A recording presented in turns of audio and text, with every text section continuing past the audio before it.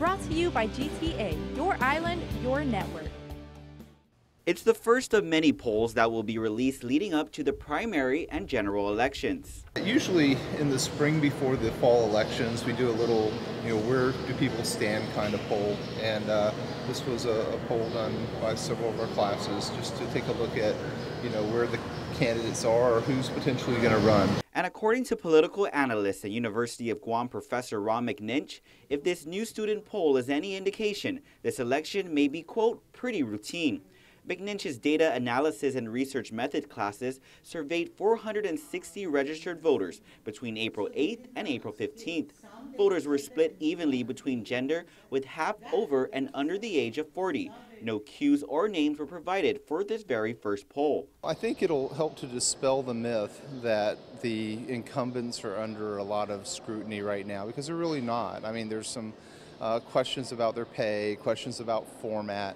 But in general, in the legislature, the incumbents are very well positioned. When asked who they believe will be elected to the Guam legislature, Senator Michael Nicholas came out on top with 96 votes. He's followed by Senator Frank Uggan Jr. with 80 votes. The rest of the top 10 were B.J. Cruz, Judy Wampat, Tony Atta, Dennis Rodriguez Jr., Jem Espaldon, Tina Mooney Barnes, Narissa Underwood, and Rory Respicio. Traditionally, in this poll, the top 10 handily are elected in the fall.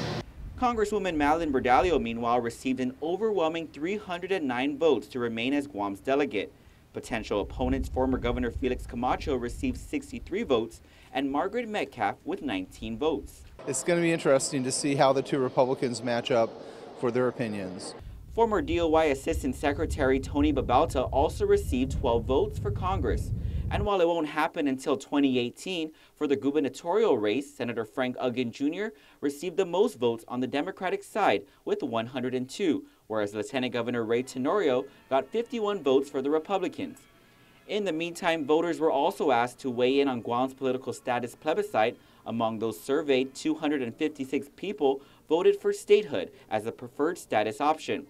Independents followed with 47 votes, Free Association with 34, and Status Quo at 11 votes. And interestingly enough, when we talk about political status, the more we talk about it, the better it is for everybody. That's part of the education process. The next poll will be done in 2 or 3 months. Reporting for Guam's News Network, I'm Ken Quintaniza. Brought to you by GTA, your island, your network.